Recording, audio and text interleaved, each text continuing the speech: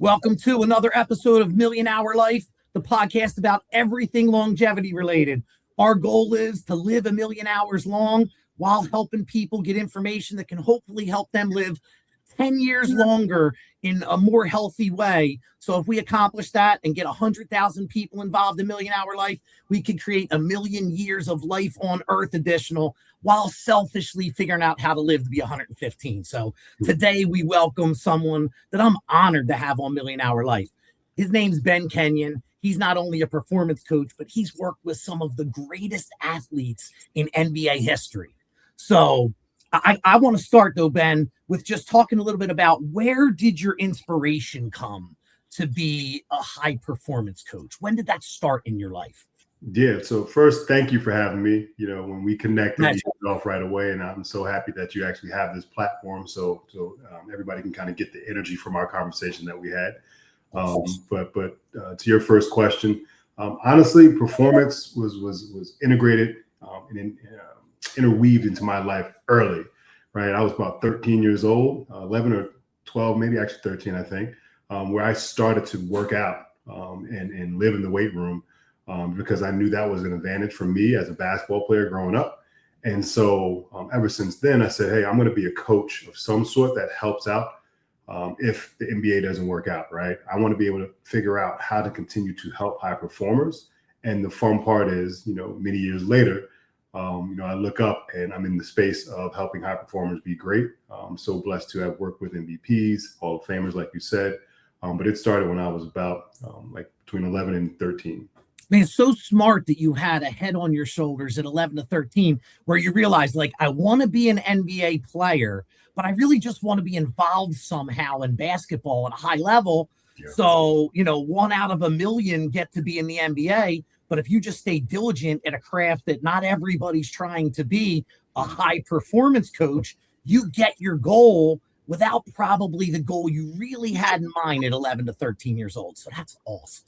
Yeah, man, it was good. It was awesome because I'll say that, when I made it to high school, I went to Blair Academy for high school. I actually played on a really, really good basketball team. A lot of my teammates played in the NBA.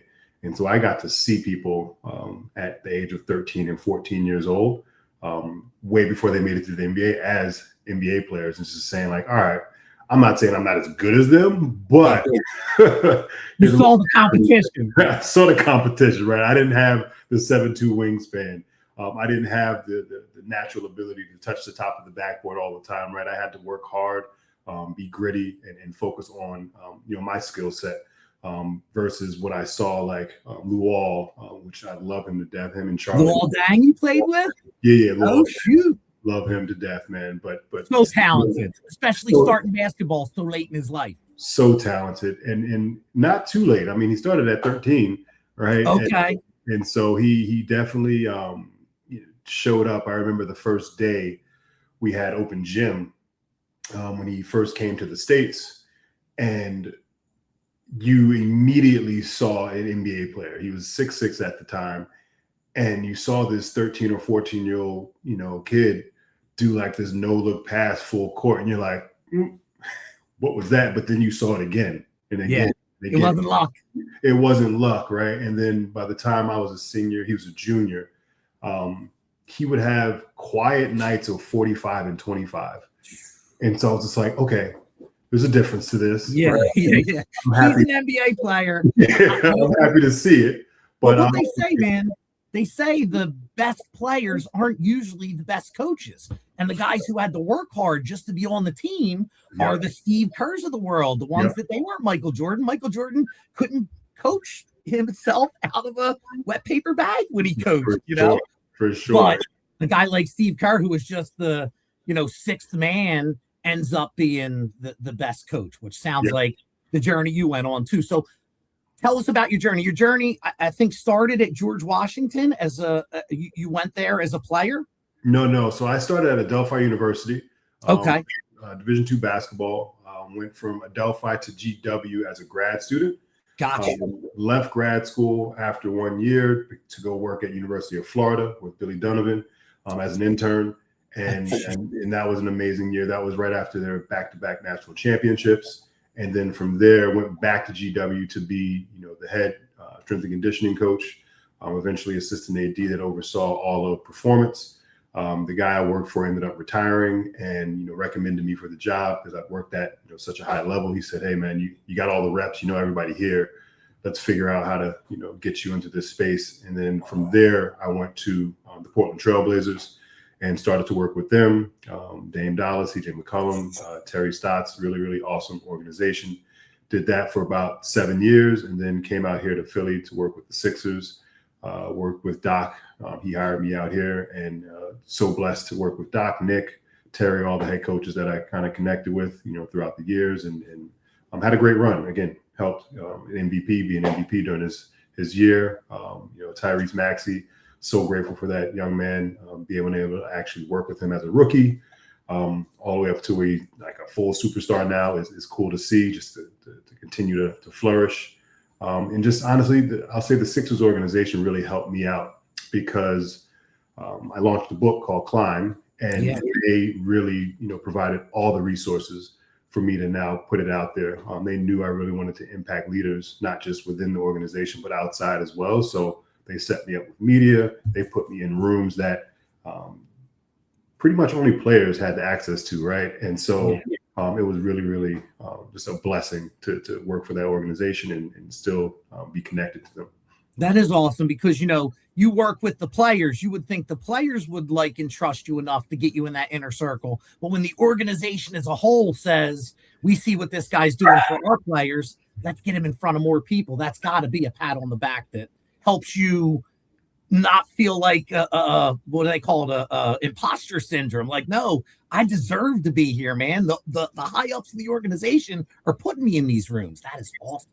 Yeah, it's huge, man. And I'll say you never make it to those wild dream-like destinations if you do have that imposter syndrome, right? You have to look back at your resume and really be grateful for it, because that's what gave me the confidence to show up.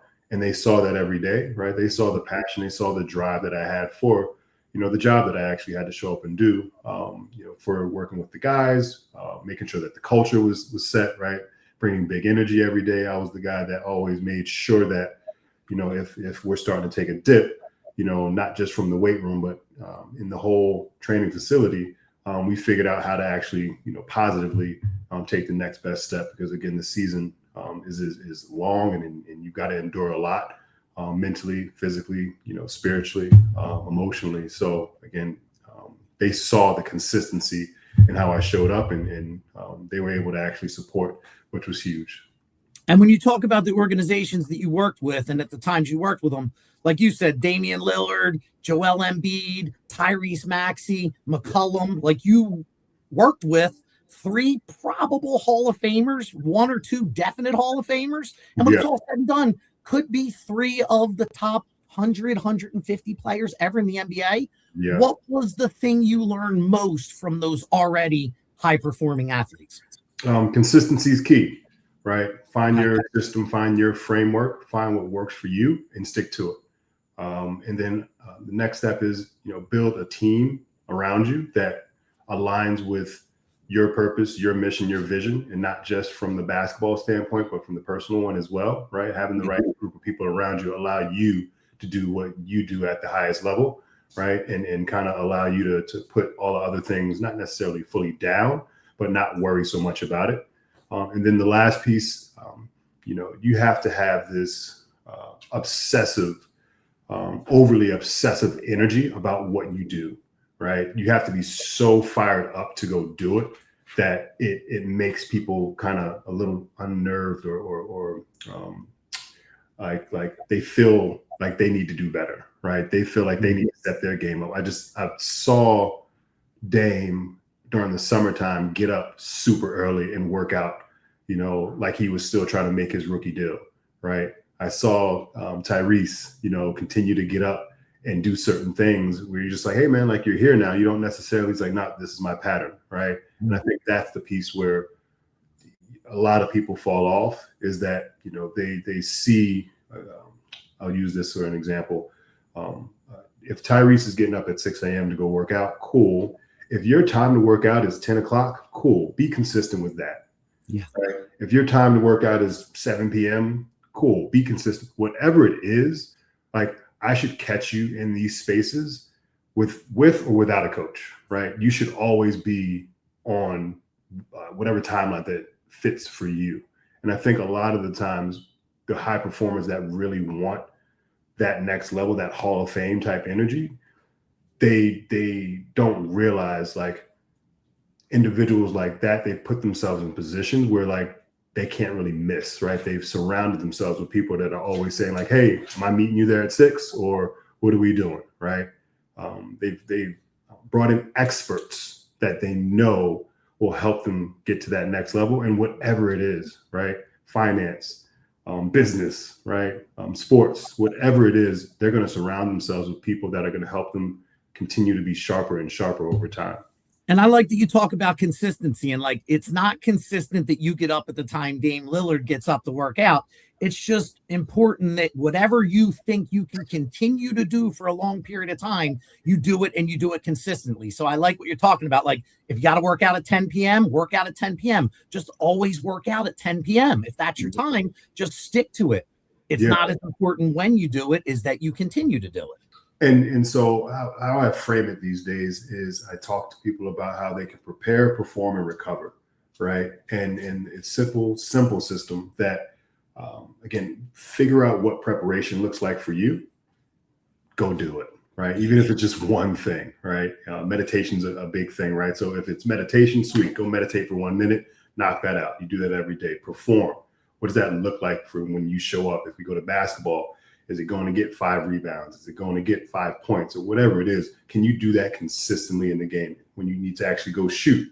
Is it knocking down 100 shots, like making 100 shots that day, right? Whatever it is, perform that every time. And then recovery, right? Again, this is the part I think that separates, the best from the best, or best from the rest, is they figure out what their recoveries, like their schedule is. So if it's having the proper nutrition, if it's having a sauna session, whatever it is, they go do that for however long they need to do it, and then they rinse and repeat, and then stack on top of it over time.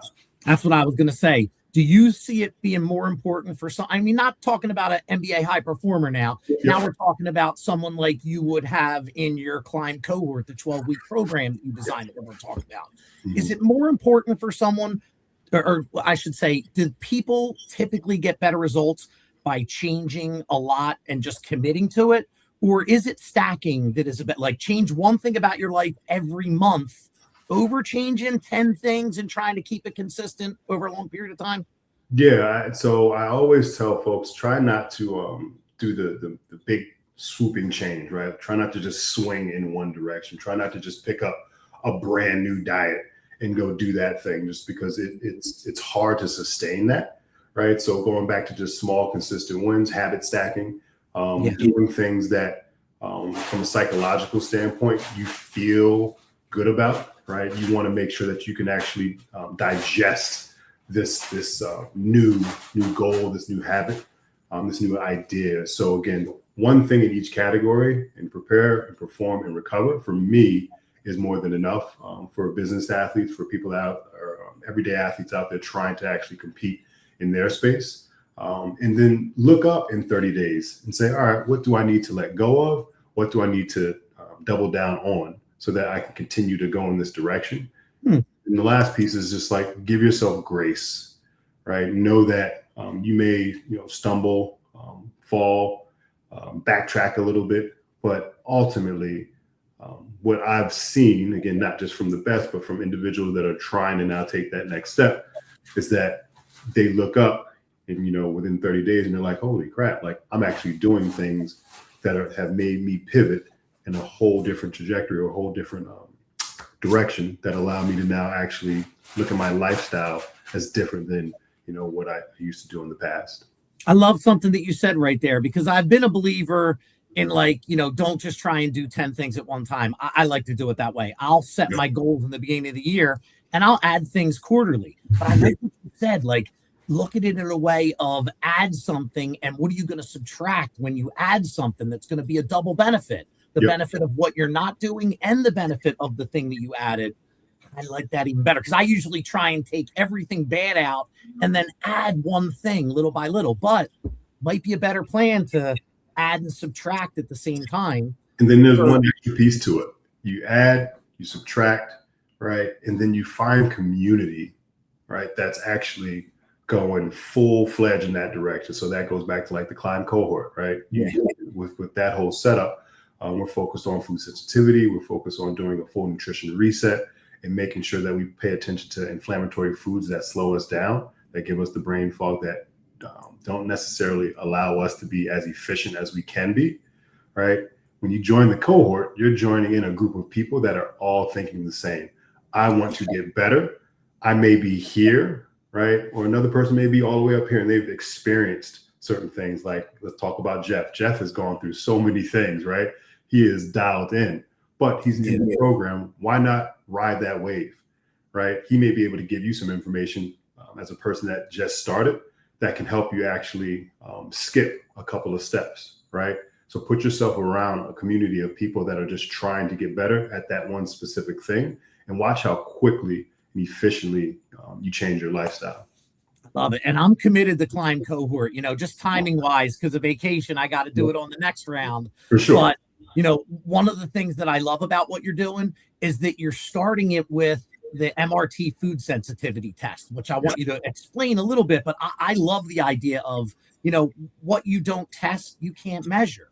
Yeah. So the fact that it was something that's going to make you better, but it's starting with testing and real knowledge of what foods you're sensitive to that you need to take out of your diet and what you should start with to get rid of that inflammation. Like the fact that you're starting with testing food and then helping people grow over a 12-week period seemed so interesting to me that I was like, I got to do this. Yeah, no. So a quick breakdown. I'll give you more context and then we'll go into the MRT. My whole idea, my philosophy, it's not just a prepare, perform, recover piece. It's a diagnostic or a wheel of performance that starts with diagnostics, right? So awareness, right? Understanding, your baseline, right? So when it comes to nutrition, our baseline is whatever that blood panel now shows us, right? So with the MRT test, it has green foods that are pretty much low reactive foods that you can actually eat right now. Then it has yellow foods, which are like moderate to high inflammatory foods. And then it has red foods that we're pretty much staying away from. Get them out. Inflammatory foods, get them out immediately. But the journey to reintroduce yourself to foods that align with you starts with a 12 hour to 3 day fast, where we give you the option to say, all right, we want to just be able to push a button and say, all right, this is where we stopped the old routine. We're going to allow our body to kind of reset, readjust. And then this is where we're going to start the new routine. And we're going to provide it the foods that align better with our bodies, right? And so smart. Yeah. And so from there, we start to now introduce foods that are 1.5 or below. And so on your chart, you'll see there's scores that the test gives you. And there are a decent amount of foods that are on that list that are still 1.5 and below, but it's now saying these foods align well with your body. So let's start here. And then the first 7 to 14 days, you'll see, or you'll feel, the inflammation, rid from your body. You'll feel better. You'll feel a lot more clear, right? It's not necessarily about weight loss. You might lose a couple pounds because you're not holding on to that inflammation anymore. Right. And then after the first phase, we do another reintroduction phase of 1.7 and below, right? And then the last phase is 1.9 and below. And that's the full 90-day journey. But that ultimately helps you not only change your mindset, but also have new habits around food, right? From when you snack to when you stress, to when you connect with people, right? You have to still go out and network and do all these different things. You're not going to just grab any old thing at this point, right? Because you now can feel the difference. And then objectively, you see the data. And again, it's not us saying, hey, we're going to recommend these macronutrients that for you to lose weight. We're saying, hey, we're going to point to the things that your body literally aligns with. Then we're going to help you organize what those macronutrients look like in a nutrition roadmap. And then the fun part about the cohort is we brought in, the best of the best coaches to actually lead you through that 12-week setup. And so we have 1 week or weekly calls, check-ins where you're now sitting down with a dietitian, performance coach, a Climb performance coach that, has a really strong background in food sensitivity testing and just nutrition in general and just overall performance. And so they'll point to, again, that wheel of performance and showing you how nutrition helps your sleep, nutrition helps your recovery, nutrition helps your training. And just overall, it actually helps you be a better high performer in everyday life. And I love that you're starting with a clean slate, like fast for 3 days, get everything out of your system so you can really feel the food that you're eating that's less sensitive, not impacting you the way it might if you just started eating, less inflammatory food while you still had what was in your system. Yeah, and what I've loved about the movement of wellness recently, there's a book called Outlive by Peter Attia that came out that I think is really. I listened to it. I didn't read it, but 30 hours I listened to it. No, I did too. And what I loved about the beginning, right, because that's what we're attacking right now is the beginning.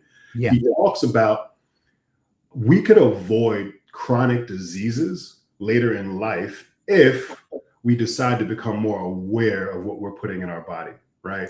So that MRT test ultimately is an awareness test, right? Going back to diagnostics and helping people understand at a very simple level, these foods are great for you, these foods aren't. For me, like specifically asparagus, healthy food, but it's highly inflammatory for me. Cantaloupe, extremely healthy food, but it's highly inflammatory for me. So for right now, over the next 6 to 12 months, I'm going to put that down because my body just doesn't agree with it.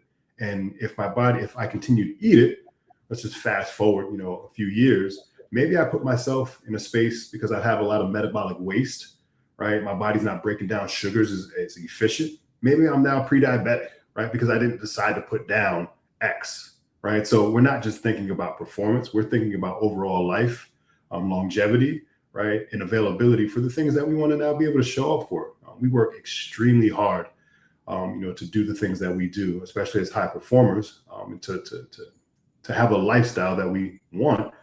It's terrible to kind of get to the end, quote unquote, and not be able to actually reap the benefits of what we've actually done. So again, the awareness piece, the diagnostics is huge for nutrition, and that's why the Climb Cohort, the Climb Nutrition Reset, that's why it's kind of around right now, because I know it's simple, easy, and effective. We've done it with athletes over the last 11 years.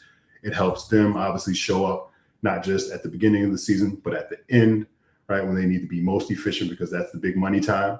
But it's the same thing for business athletes as well. It helps them become more aware of what's necessary when it's crunch time, when hours are high, when they actually have to lock in business and life.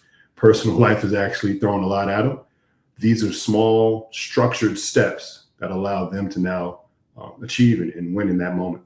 And when you talk about your personal effects from food, I hope people who are listening and understand how important an MRT test or something like that is for food sensitivity. Because you gave a couple of examples. Okay, cantaloupe. I would think like maybe it might be high in sugar. I could get why that could be inflammatory. But then you talk about asparagus, and it's like everybody thinks asparagus, if you eat asparagus in your diet, besides what it does to your pee and the smell, you would think there's no negative to it. And know this, when you're eating a lot of something, that might end up being an inflammatory food for you just because your body's just now saying, hey, I need a break from it. Got it. And I think that is what the culprit can be a lot of the times, but goes back to awareness. It's just saying, all right, I now know that my body just needs a break from this, right? And that's the most important piece. It's not necessarily the actual food. We all know that alcohol is an inflammatory thing, right? And so when you drink that's just life. You can commit to it. You don't have to, but I just think that alcohol is just one thing that you don't necessarily compare asparagus to that, right? No, it's going to be inflammatory to everybody. Exactly, right. Yeah. But I think ultimately what I'm trying to make sure people know is we should at least start to check in on our bodies, right? To just make sure that we're doing the best that we can possibly do to navigate it, because again, the food in front of us, it's our decision, right? Breakfast, lunch, dinner, right? Your snacks, what you eat when you stress the heck out, right? The fun part is your body will literally be so happy when you start to make that change. I used to love cookies and chips and all these different things. And from my testing that I did for myself on my 30-day plan, that snack turned into like apples and almond butter. And hear me, I've got it fully stocked in the house right now, right? Yeah. And I feel great. And if I fall off track, here's the crazy part. Your body shows you immediately, right? I feel it in my joints. I might have a little hit of like eczema. I've had a couple people, step back into like old ways, and then their body reacts a certain way. And they're like, oh, shoot, let me get back on track. So again, this is not about being perfect. It's just more about being efficient for your life and where you're at right now. In your experience, are there any foods that like consistently surprise you, or is it really that individual person by person that there's really no pattern that you see of things like asparagus affects half the people that you would think is not? Yeah. So the only patterns that I see or I've seen in the past is just like with groups, right? So if you look at the Portland Trailblazers, when I was with them, we would see, the 15 guys have something consistently because we provided that for breakfast, lunch, and dinner. Gotcha. Right? So like I said before, when spinach, everyone eats a spinach salad every day, and all of a sudden, most people have a sensitivity to spinach. That's the exactly. And then again, it's not like it's a bad food, but they just probably ate it so much that their body's like, all right, how do we change this up? Maybe kale's very low on everybody's list, sweet. So we provide kale, we provide mixed greens, something that doesn't necessarily have the spinach in it, right? So is there anybody that you see like, oh shoot, cookies are under a 0.15 of sensitivity? No, it's typically like you look at yeast, just bread and all the different ingredients. Right? 'Cause it breaks down not just food, but it breaks down the ingredients as well. Things like that will end up popping up. But again, it varies, right? Hear me. I've seen people have reds that go beyond like 4.5 and 5 on the scale, which typically it's supposed to be around 3. But that just lets me know, like, oh man, like this person really indulges in this, right? And again, there's no harm in taking a break, especially if I know this is going to allow you to flow better, feel better, right? Show up and be more efficient at what you do. Love it. Listen, if you're interested in what Ben's talking about now, join me. I'm on his next Climb Cohort. Go to climbcohort.carrd.co and join with me. Be one of the next 12 people in the group with Ben over a 90-day period, changing their life. Or if you're interested in the nutrition part of it, it's climbnutritionreset.com is where they would go. Yep. If they want the individual journey, if they don't want to do it in community, which I did. You can go to climbnutritionreset.com and just join in that way. You'll still get a coach. You'll get 4 touch points throughout your whole 90-day journey. You'll have some Voxer messaging or some platform that pretty much allows you to kind of go back and forth with the coach. And honestly, it's the feedback that I've received is just that it brings so much clarity. Especially when a person hits the road. We just had somebody take off to go to North Carolina, and they were a little worried because they were going to be out there for a week. They had a lot of different meetings, but they had their nutrition card, which is, let me see if I can find mine, which shows you immediately, right? Okay. Here are the foods that I need to stay away from, or the ingredients I need to stay away from. So you just hand this to your waiter at the restaurant and just say, hey, I want this, but like, can we take these things out? And if we can't, let me know what we can do. I want it. Right? So that we can actually step into it. And again, that allows them to now do it at home, do it on the road, and be efficient, at all times. So again, super fun. And I get why that's so important, because there's certain things, if you drink too much, you could just stop drinking and stay out of bars and stay away from events that might have alcohol to them. Yep. But if food is your problem, there's no way around it. You got to eat food for the rest of your life. So if you don't get on top of it, it's going to be the death of you, literally. And I'll say that, a lot of people like to skip this step when it comes to food. But that's where you get a lot of your nutrients from, right? They want to go right to the supplement. They want to go right to the new thing that's out there. But I always go back to the food, because these are things that we can adjust, and you may not want to adjust it, and I get it. But once you've made the investment, the commitment to this, you'll start to see the benefits. And then when you stack on top of it, supplements, other ergogenic aids that are going to allow you to be more efficient, understand that's only going to be more powerful for you and actually help you move the needle versus eating poorly and then expecting this one supplement, this one pill to actually change your life, right? It's not necessarily about that. I'll even speak, briefly to, I butcher this name every time, but the GLP-1s, right? A lot of people are using that to kind of lose weight, which again, I respect it if that's the route you want to go. There's no harm in doing that. But the folks that get off of it eventually put the weight back on because they haven't attacked the lifestyle, right? They haven't become aware of the foods that really don't work for them. And that's why I love this testing, because it actually provides a roadmap, right? We provide a nutrition roadmap that actually takes you from point A to B. If you still want to insert something that speeds up the process when it comes to like weight loss specifically, awesome. Yeah. But we now understand what are good foods, what are the foods that you need to put down. And then there's a mindset and a lifestyle change that happens along the way with the coaching touch points or the community touch points. So when you stop the program or you move or graduate from the program, you're not just out there by yourself. You've actually got a new rhythm in your life that allows you to move forward without having to have a crutch there. And that's another example of why you're such a good coach, Ben, because what you're saying is it's not GLP-1s that are bad. If you use it as a tool where it's part of your overall journey, it's not a bad thing. It could be useful for some people. 100%. But the people that think they're taking a magic shot, they don't work out, they don't increase the protein intake, and then they're not losing fat. They're mostly losing muscle, and then they stop and they gain the fat back. And it's causing this riptide of effects that people just aren't paying attention to. But they have someone like you who's not saying don't do it, just saying use it the right way and make it a benefit, not a magic shot. Yeah, there's so many tools out there, right? My whole mission is just to point to the right tools and then give you a system that actually allows you to sustain this over time. And again, like I said, I'm not perfect. I've got my whole plan. I've had days where I'm just like, you know what, I'm going to eat this. And I'm cool with the consequences because I know that if I can get back on track, I'll be good.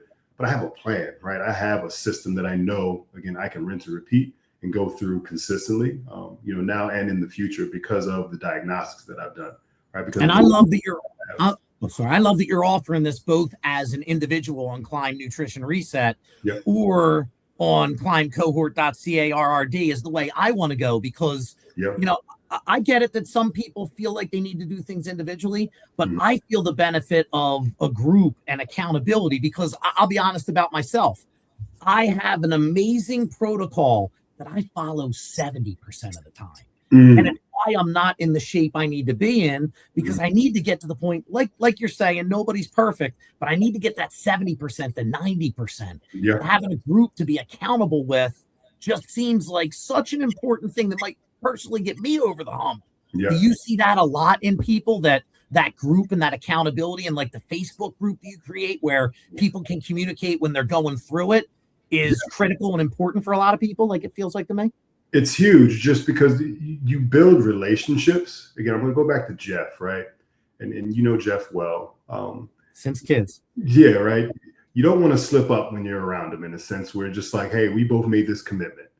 And they're going to keep you accountable. I'm going to keep him accountable. And I want to make sure that we continue to at least take steps in the right direction, right? And I keep saying steps because it's not a sprint, right? It's just saying, hey, man, I got better today because I was around this group of folks.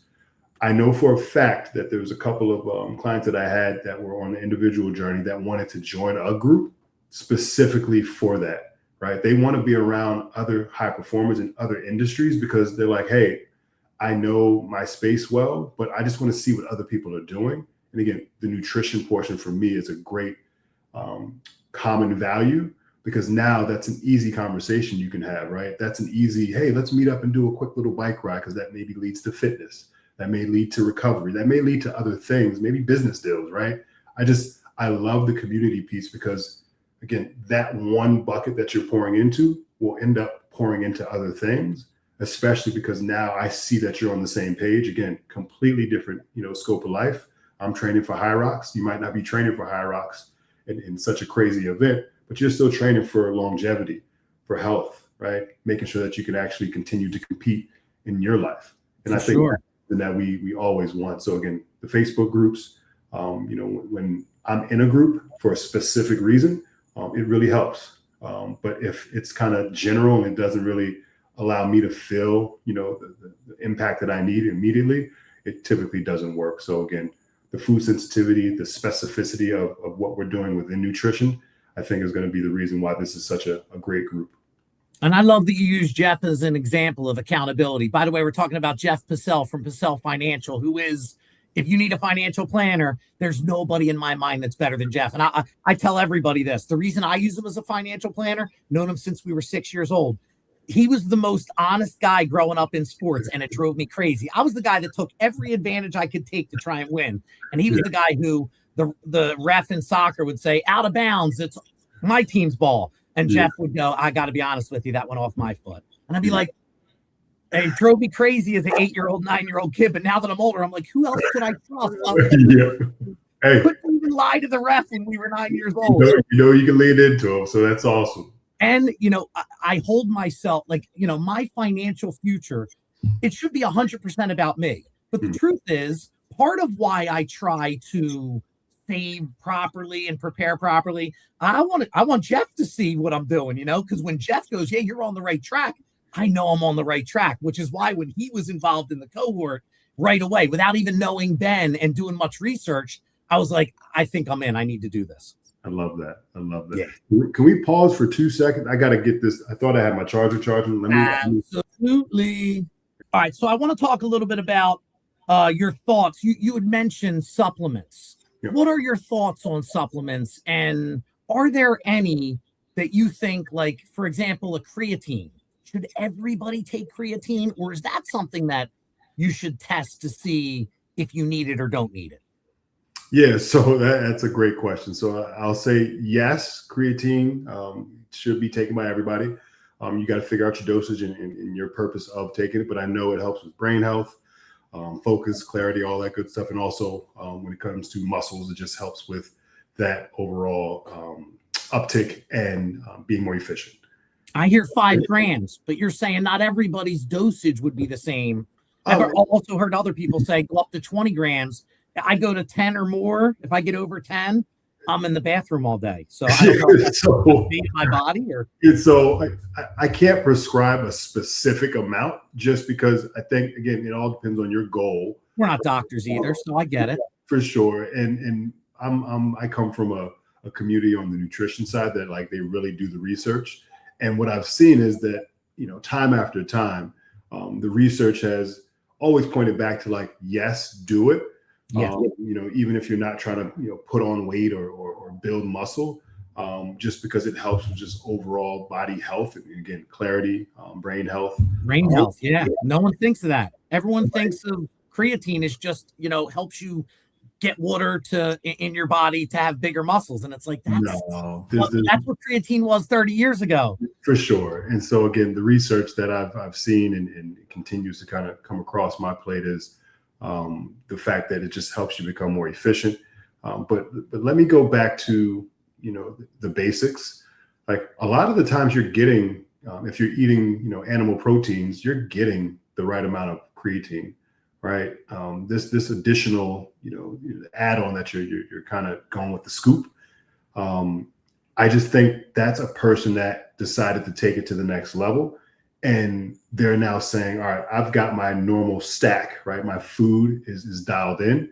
And then now let me add to it because, I feel like I'm tearing my body down or breaking my body down because of all my training and all the different things that I'm doing. So if you're not, a person that, overdoes it in the training space, which again, when you talk about athletes specifically, they have to push, that hard. And so the creatine really does help.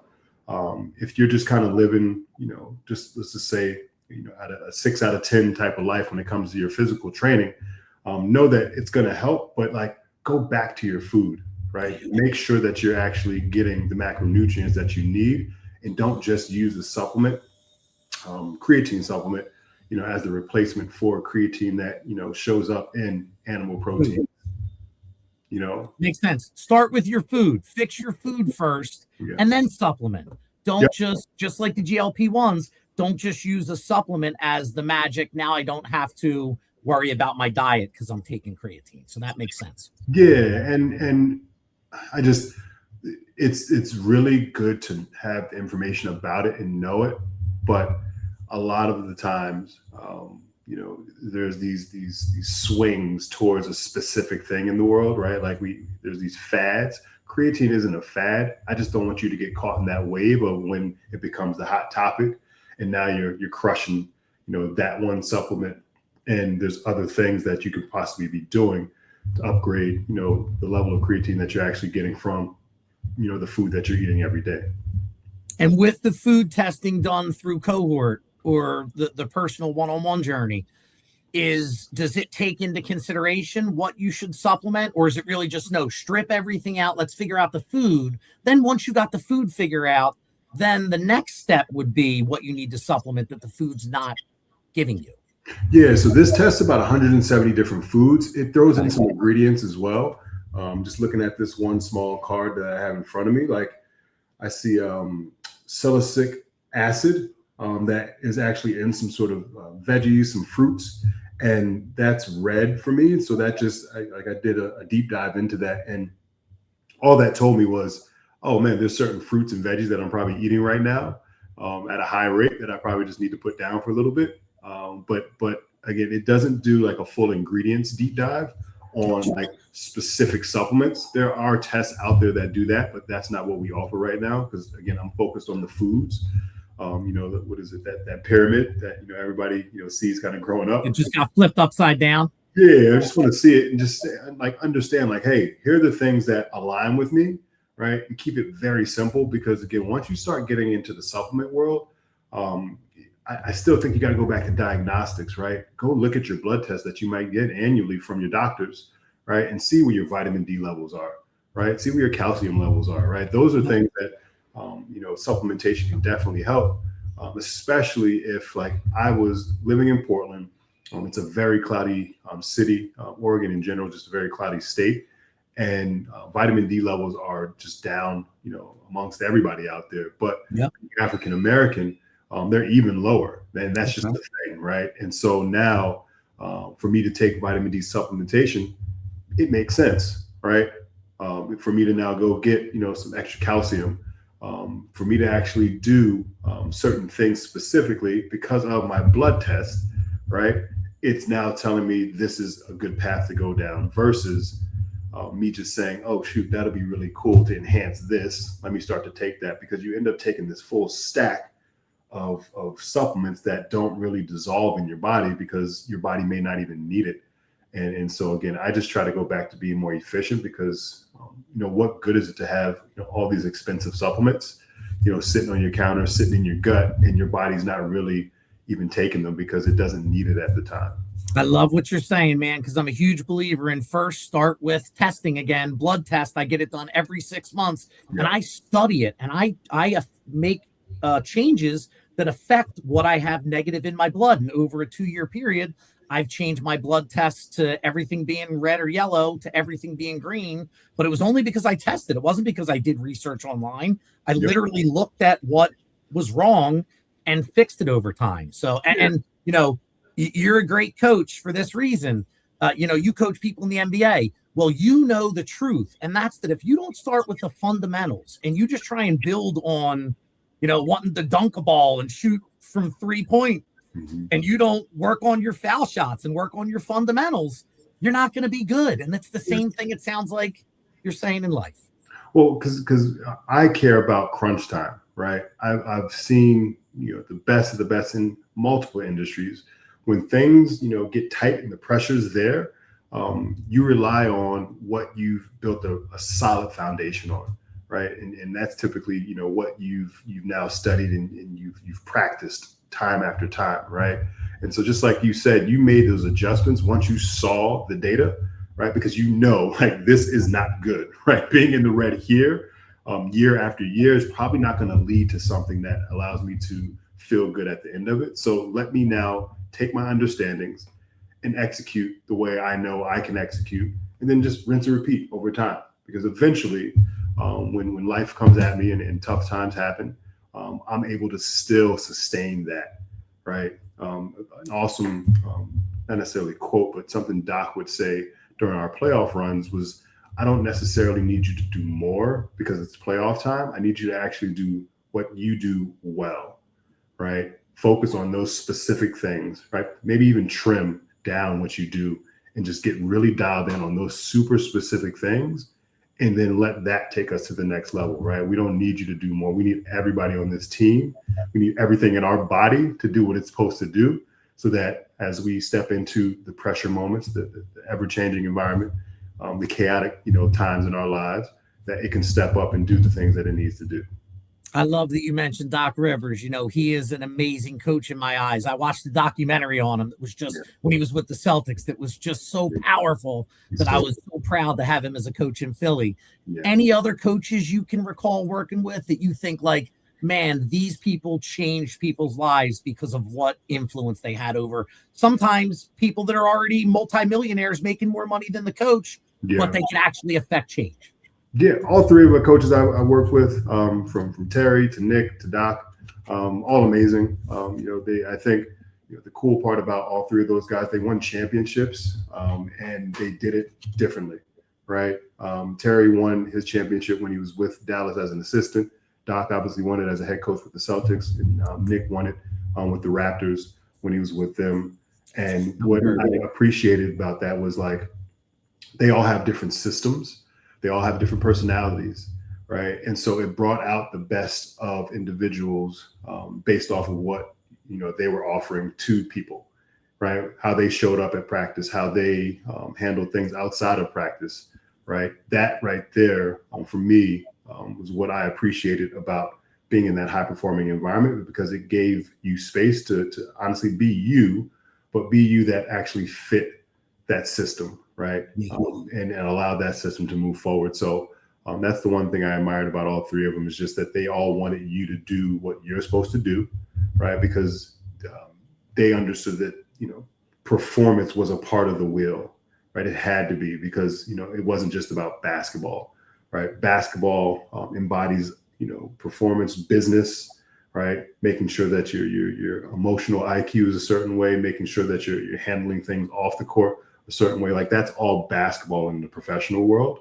And again, they all do it differently, but they definitely showed up and made sure that you were getting better, day after day. And that's, your NBA experience. Take me back to the beginning, because I read something that you had mentioned starting at University of Florida under Billy Donovan. Yep. Is it correct that you literally slept on floors as an unpaid intern? Yeah, 100%. That is 100% correct, man. That was a rough time period for me.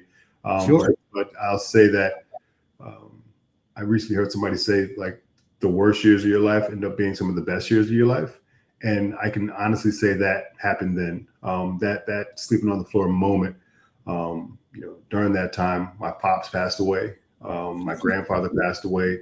I actually had to push, my car through freaking stoplights because I had no gas. And luckily I had a clerk, give me $5 just to get some gas in my car so I can get it home. And so shout outs to that clerk. But I think ultimately what that taught me was, man, I am very passionate about this performance thing. And so I'm going to stick it out. Right. And I was so grateful to be able to actually really connect with my mom, my family, and them pouring into me during that time. But I was also very thankful and grateful for Billy and that entire team to support me along the way, because they saw, the passion and drive I had for performance, for wanting to help other people be great. And then on top of it, 4 to 5 years later, after doing that internship and sleeping on the floor and going through those tough times, I was able to call Billy up and say, hey, I've got this opportunity to work in the NBA, but you're the person that needs to kind of call up and, let them know that I've worked with, NBA caliber players before. And, him or us not talking in 5-6 years, you think that's a thing, but he just said, hey man, like, I got you. And who do I need to talk to? And really fun part of the story. I said, hey, you got to go talk to the GM for the Blazers. And he was just like, oh, I'm about to actually have breakfast with him in 20 minutes. Oh shit. What are the chances? Right. So at that point I was like, oh, this is supposed to happen. Right. If that's not synergy. Yeah. I mean, listen, the fact that you sleep on a floor and then you wake up and go, I really want to do this, should tell you you're heading in the right direction. But when you call at the time the most important person in your life to ask a favor, who remembers you and goes, good timing, I'm going to eat with them right now, it's got to make you think, I know I'm in the right spot. And I'm grateful to have gone through those tough moments, right? So going back to like the worst year and the best year, right? Sometimes we go through those things just to kind of test our character, to see if we actually want to complete this mission of doing this thing. And again, it doesn't always need to be that sleeping on the floor moment, right? But I think you do have to test your character, test your integrity a little bit, because when you do get the blessing, when you do get the thing that you've been working so hard for, you steward it differently, right? You make sure you take care of it and you show up a certain way, just because, again, a person like Billy, right? You ask him for your one favor, and that's your one, right? Like you're not going back to the well. You don't keep dipping back into that. But then what I always tell people, like if you vouch for me, right, that's your name, right? And I want to make sure to represent your name the right way. And obviously I want to represent my name, but when it comes to vouching for people, now for me, I always just tell people, like, if we weren't in the trenches, the person that's vouching for you better be, close to that, because it really, like, it matters. It matters. Right? It matters. And so again, that moment of sleeping on the floor, I always think about those intern years, just because that's what continues to help me drive. Again, the 13-year-old self, that time I was right around 22, 23. And just understanding, like, oh shoot, I can get to this next level, whatever it is that I want. It's just, you have to have that on the floor mentality, and what were the boxes that you were checking then that you probably need to kind of recheck now on your list to make sure that you're actually, going through that process now. And it sounds like nothing was going to get Ben Kenyon stuck. But in your experience as a coach, what are the one or two things that you see get people stuck the most when they have the ability, but they just can't seem to see it in themselves? Yeah, honestly, I'll give you three things. It's ego, it's insecurity, and greed. Okay. Those three things are huge when it comes to high performers, right? Our ego, we all have it at some capacity, right? And if you've mastered it, you've turned it into confidence that's just like allowing you to go dominate life in a healthy way. But the ego, sometimes when it comes to super talented people, can get in their way, because it's just like, well, I did this to get here, and here I am, and I've made all these. Now I shouldn't have to do anything. Now I shouldn't have to, like, what do you mean step up to the next level? It's like, no, hear me. There's another level. And guess what? The people up there are moving different, right? There's always another level. When you get there, those people above you are moving different. I get it. And then insecurity, that plays a major role, because we all have an insecure moment, right? And understanding, all right, when I step into this room, going back to imposter syndrome, do I belong here? Are they going to give me the flowers that I deserve? Sometimes you don't get the pat on the back, right? You've got to be cool with that, especially working in the NBA. You're not always going to get the pat on the back, and be cool with that, right? Don't allow that insecurity to take over, right? If you are properly preparing, performing, and recovering, and you're doing your work, let that speak, and don't allow that insecure part of your brain to take over. And then the last piece is the greed. When you have success, don't let that get to your head. Don't let the big money, the championship, the big break that you've always, wanted in your career, don't let that overinflate your ego, overinflate things that don't make it so that you feel like you did everything on your own. You did a lot of the grunt work for sure, but I'm guaranteeing you there was a Billy in your world that helped you out, right? That you didn't necessarily hear about. I'm guaranteeing you there was an assistant. There was somebody there that really supported you along the way. Don't forget about them, right? Make sure that you continue to allow that free flow energy that you had to get this thing done to flow and move you, versus making or allowing greed to slow you down. Because again, I've seen that so many times where people are just like, this was all me. Sorry, man. Can't really take care of you. Don't really, I don't even know where you helped out. It's just like, whoa, just FYI, that person may not get you, but in the future, somebody else is going, I'm only here because of what I learned from Ben. And you got to rely on what that person gives you, not pay attention to the ones that it didn't hit on.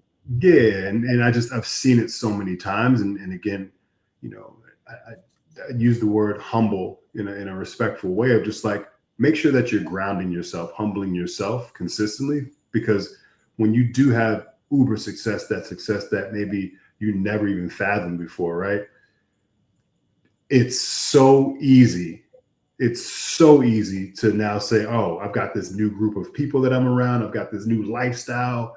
Let me forget about, the principles that actually got me here. I got here. Right. And so again, I know ego, greed, and insecurity are the things that have typically gotten people's ways. And honestly, I've seen guys get drafted and get cut within the same year of their draft. And that's wild. But those three things, jump in front of them, and they don't allow them, the experienced people in front of them, to actually help them understand, like, hey, these things are going to happen. You just have to figure out how to navigate it. Love it. All right, we're getting towards the end of our hour, so I'm going to look down and look at my notes that are in front of me that you don't see. Yeah. I want to come up with my one last great question or best question I can come up with for Ben. And it's, what is the difference between, now that you've coached C-level business executives as well as NBA All-Star Hall of Famers, possibly best evers, what is the biggest difference you see, and what are the similarities between those two, such different but on similar paths, just in different world people? Yeah, the difference is that I see, obviously, from an athletic standpoint, the athletes are touching the top of the backboard. The business athletes are, they're showing up in their sharpness at work, but they're not as physically gifted, for sure. But similarity-wise, to be honest with you, it's just the sharpness. Right, they are very sharp in what they do, and they're very specific. Right, when I meet somebody that's very niched in what they do in a business, they can tell you, from the business side, all the different things that they actually have to do, and then they can tell you about that specific thing. They may have a team of people that execute it, right, but they can tell you, to the T, why this is important, why you have to kind of go through this process, and then.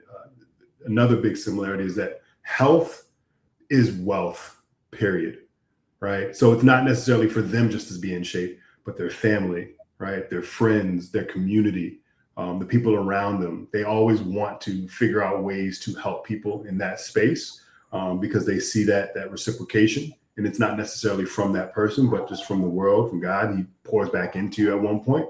And then I'll throw in like another difference that I've noticed is that the business athlete, I think they underplay how awesome they are, right? In sports, there's a lot that comes with sports psychology, the mindset coaches. They do a good job of helping them out and helping, athletes understand the self-affirmation. Right, when you see that guy talking to himself, Kevin Garnett is a great example. He's beating his chest and he's going all wild on the court. And some people see that as egotistical. No, like, hear me. You're in the gauntlet. It's literally what drives him. Yeah, but you have to, like I told you before, people aren't going to give you the pat on the back. You have to figure out how to do that for yourself sometimes. So going back to the business athlete, I think they can do that more. Right. And again, not in an egotistical way, but in a way of like, yo, your resume is proven that you are this type of person. You are an A+ student. Hype yourself up. Right. Watch your highlight reel. You don't have a YouTube clip, but like, go look at the P&L from last quarter. Right? Yeah. Something you can pound your own chest about in private. Yeah, in private for sure. But like, do it, because that's the thing that's going to continue to drive you. So that when you have your on the floor moment, which again, it might be a bad quarter, right? It might be a bad year, but you need to figure out how to get yourself going again. So I'll say that, business athletes can probably get better at the self-affirmation point of it, or part of it. And professional athletes, every day you see it, but like they do a great job of that. And sometimes it's for entertainment, but a lot of the times it's because they truly need it, because again, it's a business and not everybody's going to always just be there to pat you on the back. Ben, it has been an honor to have you on Million Hour Life, man. And I can't wait to go through the cohort 12-week training. And after I do that, I want you to come back on so we can talk about it. But in the meantime, for people who want more Ben, go to greatdaytoclimb.com where you can buy his book. Also, check him out on Instagram at Ben_Kenyon_ and connect with him on LinkedIn. That's where he promotes, and I shouldn't say promotes, where he puts out his information the most, which makes sense. He's working with business people. LinkedIn should be where Ben's at. But don't forget to, if you want to be a part of the cohort like I do, go to climbcohort.carrd.co. And if you want that individual one-on-one, which I get why some people would, I hope you join me in the 12-person group, but go to climbnutritionreset.com. Get your sensitivity tested, know what foods work and don't work for you, and build on it from there with a great coach. So, yes, thank you. An honor, Ben. Thank you, man. All right, bro. I will talk to you soon, man. You have a great day. Right, you too, man.